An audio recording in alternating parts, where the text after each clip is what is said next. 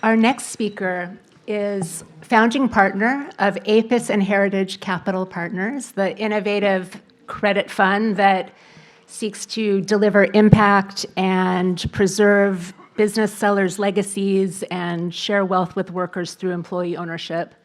He oversees your bio says all of the firm's activities and is responsible for their innovative, successful investment processes and strategies. I will add that he's also a deeply respected leader and even a visionary voice in the employee ownership field. Please welcome Phil Reeves.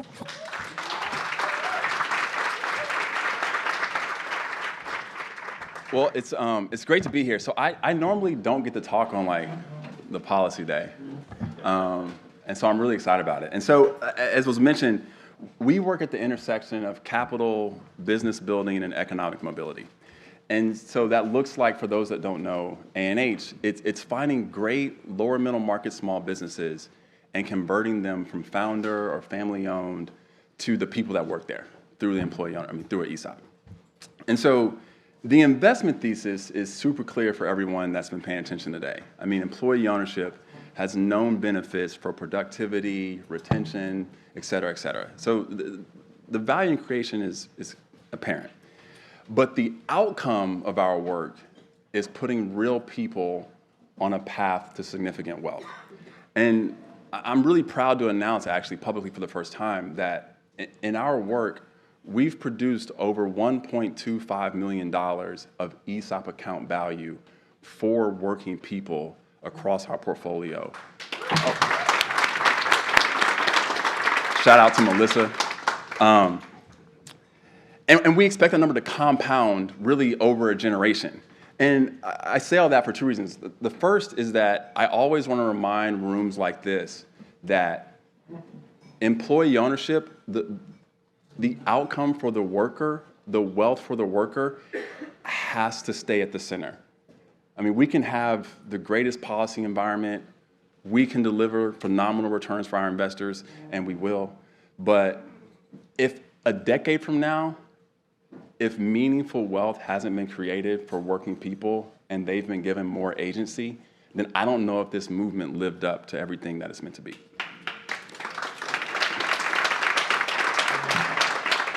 The second reason I bring this up is because we at A&H, we're very proximate to this idea of bringing employee ownership out into the world to the companies and the employees that need it most. And we understand deeply what it takes to organize these transactions, to finance these transactions, and to steward these companies into a sustainable ESOP. And so when we get into a room like this around policy, it's absolutely about budgets, and it's about appropriations, and it's about statutes and regulations. But we also have to think about an idea that's better known to me, which is supply and demand.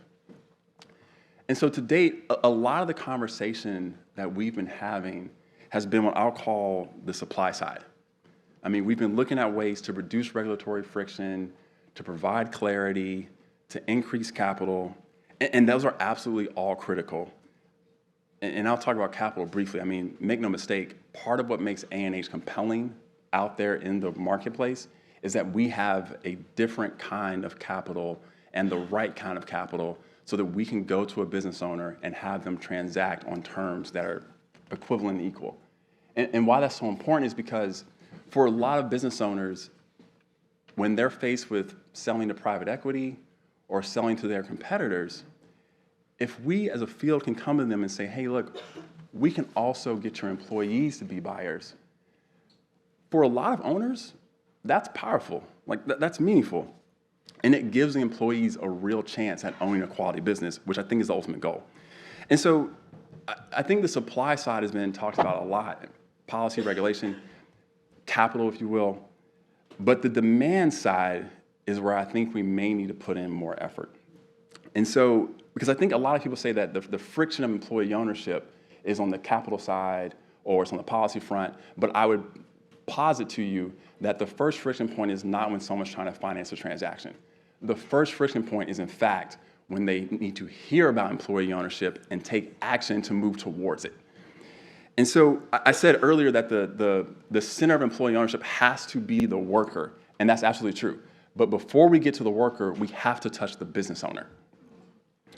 And so the challenge of employee ownership, the part out loud, is that it doesn't scale very well. Every single business is unique. Every single owner has their own psychology. Every single transaction has nuance with a bunch of stakeholders, whether it's a valuation firm, a trustee. And so our job as a field, if we want to see this take root, particularly in the lower middle market, is we have to find a way to do a very high-touch thing broadly, quickly. And so the thing that I think that gives us hope is that we've used policy to do just that before. And so if you think about manufacturing is custom to each business. How you use technology to become more productive, very unique. And so when the federal government wanted to have small businesses become more productive, they put in place the Manufacturing Extension Partnership. And so it was this network of companies that would work one-on-one with small businesses to get them to do this hard thing. We saw the same thing in procurement. The government wants companies to do federal contracting, but it's complex, it's hard, it's bespoke. And so they have procurement technical assistance centers, they have small business development centers, all of these things aimed at coming to where business owners are and teaching them how to onboard into this system. The same thing in innovation. So I used to work in the Small Business Innovation Research Program, a very high-touch R&D program aimed at small businesses. But when the federal government realized that people weren't taking advantage of the program, they actually gave money to the states so that they could go out and do outreach one-on-one and teach firms how to get to the capital. And so that, I think, is the model we need to look to. And so these are all frameworks, but they're also a foundation. We can use these existing trusted infrastructure to touch more business owners and introduce them to the idea of employee ownership. And we can also add to that with the infrastructure that we have in this room and in this community. We already have employee ownership centers scattered around the country. We have TEA chapters. We have CEO chapters. All of those things are infrastructure that we can use to get the small business owners to show them the power of employee ownership and get them on board into this movement. We also have to look at ways that we can encourage the public sector in ways that don't require an appropriation or an act. I mean, what would it look like to have a national dialogue around succession planning? How might DoD engage their entire supply chain in the idea of resilience through employee ownership? Could the Export-Import Bank or Commerce, these agencies that deal with middle market firms, could they do a convening around employee ownership? What if a legislator went to go visit their home district and they went to go see employee-owned firms, but bought non-employee-owned business owners to those businesses to show them the art of the possible? What if a cabinet official gave a major speech and said the phrase employee ownership? Again, it doesn't have to be some massive act. It doesn't have to be some big budget bill. Those things show America what could happen, show business owners what could happen, and normalize this idea. And as someone who's like on the front lines dealing with employee owners or owners every day, that's the friction point. And so this demand side has to be done. And so what I'll leave you with is what happens when these two ideas come together. Last week, we got a literal cold email into like info@8%heritage. It was from a business owner that has 900 employees across 3 states, a major supplier to the auto sector. Apparently, the owner had been thinking about employee ownership for 10 years. Couldn't figure out how to get the transaction done.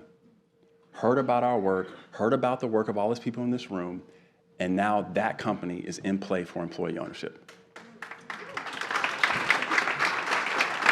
The other week, I was on the phone face-to-face with the CEO of a private equity-backed firm.